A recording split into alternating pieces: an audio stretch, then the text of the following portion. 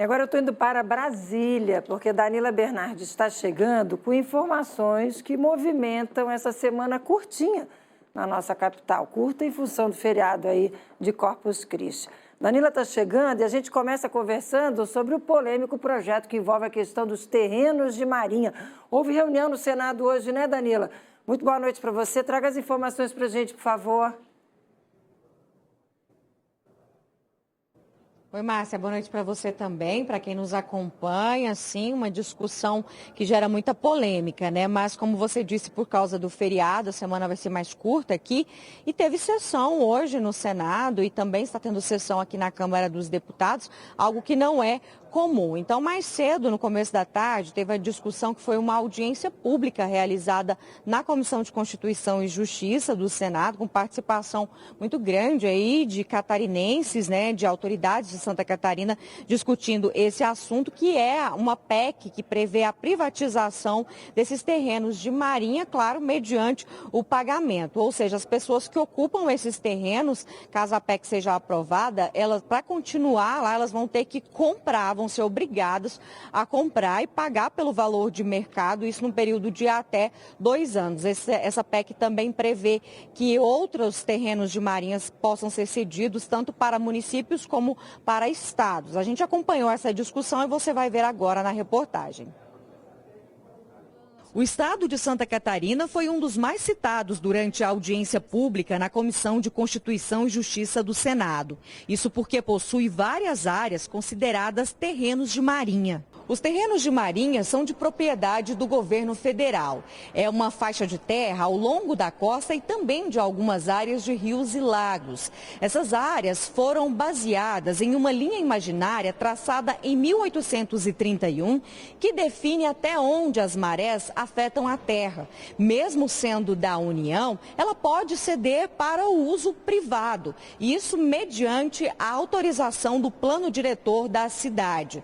E os donos de imóveis que ficam nesses terrenos precisam pagar uma taxa anual para a União. A Secretaria de Patrimônio da União é quem define as regras de ocupação e concede a documentação necessária. A proposta de emenda à Constituição que está na CCJ do Senado quer acabar com esses terrenos de marinha e traz a obrigação para que a iniciativa privada compre esses terrenos em até 2 anos.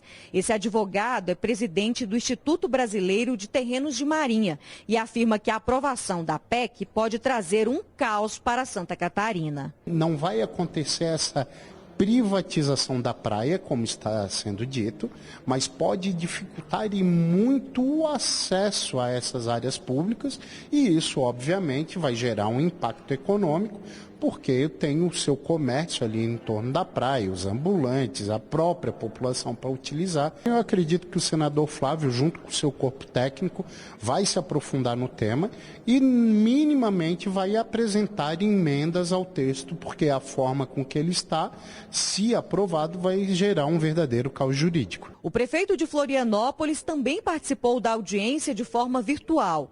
Ele contou que a cidade tem um cadastro limitado de pessoas que ocupam terrenos de marinha, mas que o município tem investido nos cuidados ambientais. Para proteger as áreas costeiras a partir da elevação do nível do oceano ou com problemas de erosão das praias. Então, o fato de serem terrenos de marinha hoje não impede ou não elimina com que o município tenha que fazer esses investimentos. Nós acompanhamos com muito interesse esse tema. É super válido a CTJ abrir essa discussão agora, porque cada município tem uma realidade diferente. Acho que uma única fórmula para o Brasil inteiro não vai funcionar.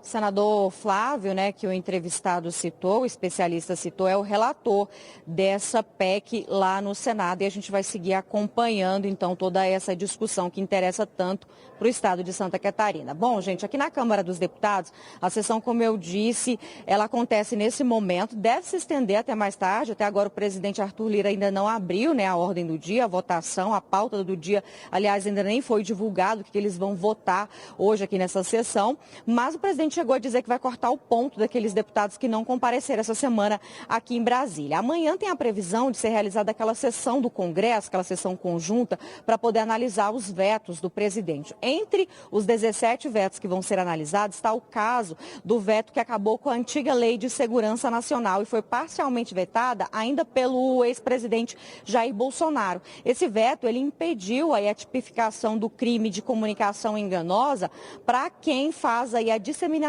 de fake news, com a pena de até 5 anos de reclusão, de prisão. Também deve ser analisado o veto do presidente Lula àquele projeto que acaba com a saidinha temporária para presos. O Congresso acabou, né, com esse benefício, digamos assim, que esses detentos têm, e aí o presidente Lula vetou e agora o Congresso vai analisar novamente, podendo derrubar esse veto. Situações que nós vamos, claro, acompanhar amanhã aqui em Brasília. Márcia, com você. Gostei dessa história de cortar o ponto. Quero ver ele cortar o ponto de quem não vai. Um monte não vai, com certeza. Para ele já é feriado a semana toda, uma beleza. Valeu, obrigado, Danila Bernardes. Siga acompanhando, porque a gente trabalha e amanhã traga as informações para a gente, por favor. Uma boa noite para você.